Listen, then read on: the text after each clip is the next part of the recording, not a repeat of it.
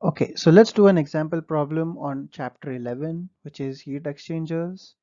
So in this problem, we are given, we have a counterflow heat exchanger, and these are two concentric pipes. So the inner pipe, or the pipe which is inside, water flows through it, and it flows from right to left. So it flows in at TCI,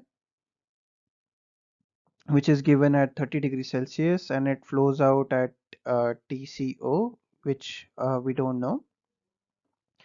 The outer diameter, or the outer pipe which encloses the inside the smaller pipe, has oil running through it, which is hotter than water.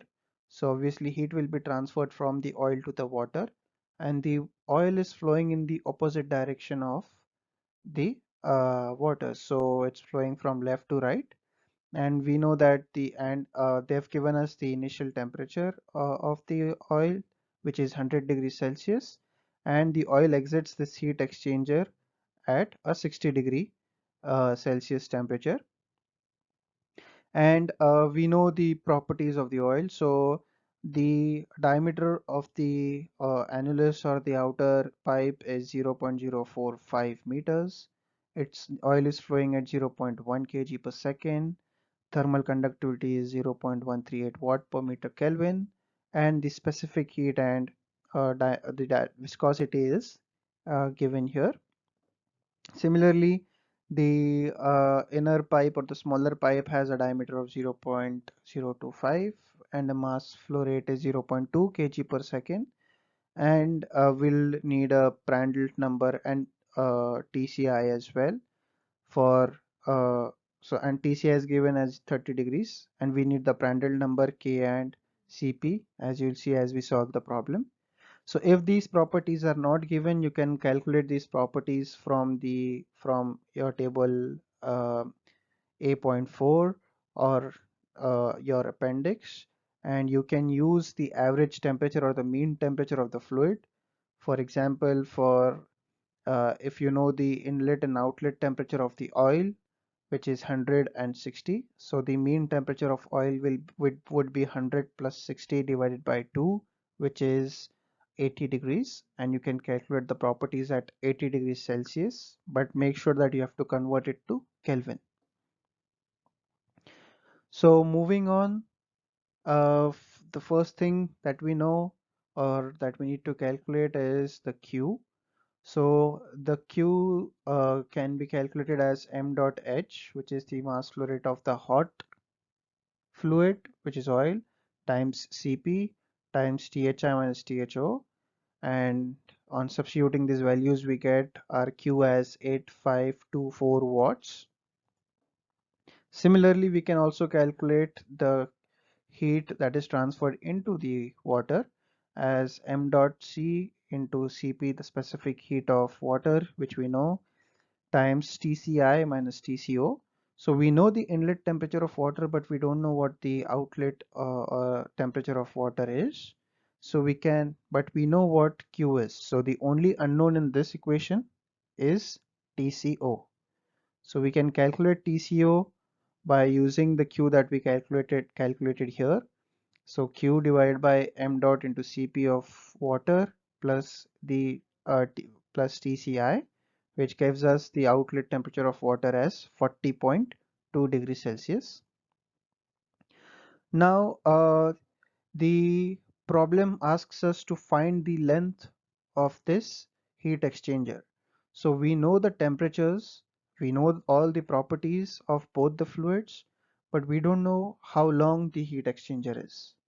So in the equations that we had here, we did not consider the length of the heat exchanger, but we have another equation which considers the length, which is Q equals to U, which is the overall heat transfer coefficient, time the area across which heat is being transferred. So it will be the area of the uh, pipe multiplied by the log mean temperature difference.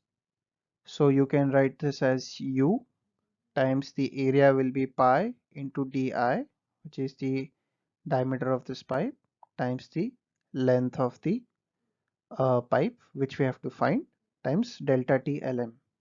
Now, because we know we know the inlet and the outlet temperatures for both the fluid, we can calculate the log mean temperature. And in this particular equation, we don't know what the overall heat transfer coefficient is, and we don't know what the length is.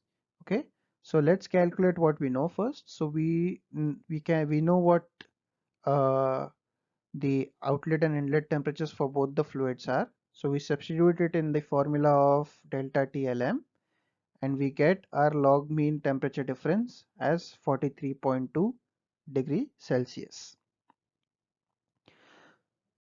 So moving on, now we have to calculate what our overall heat transfer coefficient is. So now we know what we have already seen this formula. So the overall heat transfer coefficient, the formula for it is 1 divided by the surface efficiency of the pipe times heat transfer coefficient of C, that means water, that's cold fluid, times the area, and plus the other resistance, which is the resistance due to hot fluid, which will be the efficiency of the surface or the effectiveness of the surface multiplied by the heat transfer coefficient of the hot fluid, which is oil, times the area. Now this area here is same because heat is being transferred across that pipe with diameter di, so it will be cancelled out. And the equation for eta O, which is the surface efficiency, is given by 1 minus AF by A total, where AF is the fin area divided by the total area multiplied by 1 minus the fin efficiency. But because the problem uh, does not say anything about fins, we'll assume that there are no fins, so the fin area will be 0 and our eta O will be 1. Also note that in this equation I have assumed that there are no thermal resistances or there is no fouling factor. So I've assumed almost a perfect system. So because we don't have fins, our AF is 0 and our eta O will be 1. Now we still don't know what these heat transfer coefficients for the two fluids are. But what we know now, this is just a flow, internal flow through a pipe. So we have solved the such problems in chapter 8, which is on internal flows, and we know what the procedure is. So the first thing that we do is we calculate the Reynolds number to characterize the flow. Now we don't know what the U mean or U infinity is, but we know what the mass flow rate is. It will be rho times the velocity, rho times volume, which is the mass, times the area of cross section. And what I'll do is I'll just substitute this V velocity into, sorry, this is not the volume, it's the velocity in this equation here, and I'll get my Reynolds number as 4 times the mass flow rate divided by pi d into mu. And on substituting these values, we know the flow rate, we know the diameter, and we know the viscosity. We get Reynolds number as 14,050, which is in the turbulent regime. So the critical Reynolds number for an internal flow is 2300. So keep that in mind. So uh, now our next step to calculate H is to calculate the Nusselt number, because we know heat transfer coefficient is related to the Nusselt number. And for internal flows in the pipe, the relation for Nusselt number is 0.023 times Reynolds number to the power 4.5 times Prandtl number to the power 0.4. And that's why we needed the value for Prandtl number of water, and this gives us the Nusselt number as 0.9. And we know the relation for Nusselt number is Nu equals to Hd by Kf, and this gives us the heat transfer coefficient for water, which is the cold fluid, as 2250 watt per meter Kelvin. Now let's do the same thing for oil. For oil, we'll do the same thing to calculate the Reynolds number. The only difference will be for water, the characteristic length was the diameter, but because we have an annulus pipe through which oil is flowing, we cannot simply use the diameter of the pipe as the characteristic length. We'll calculate a hydraulic diameter, the formula for which is 4 times the cross section area divided by the perimeter. So 4 times the cross sectional area is pi by 4 into the uh, diameter square of the outer diameter minus square of the inner diameter, and the perimeter of that annulus will be pi times d0 plus di, and this will give us the hydraulic diameter as d0 plus di. So it will be the sum of the two diameters. And on substituting this value in the Reynolds number formula, we get a Reynolds number of 56, which is in the laminar regime. And to calculate its Nusselt number, we refer to table 8.2 and we get the Nusselt number as 5.63. And then using the relation, we get our heat transfer coefficient as 38.8 watt per meter square Kelvin.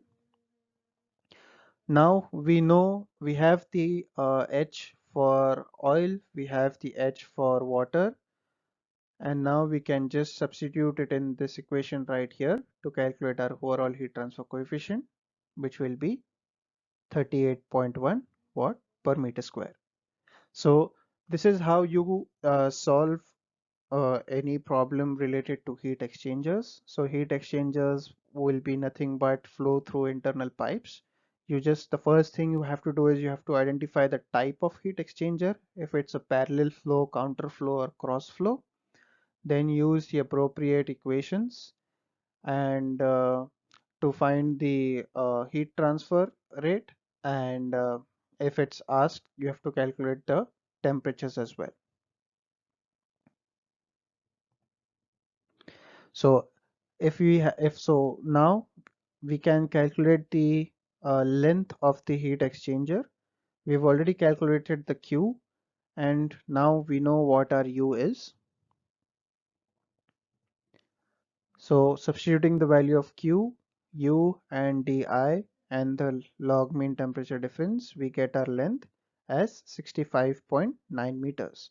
So your heat exchanger will have to be 65.9 meters, almost 66 meters long, for your water to cool your oil in counter flow heat exchanger.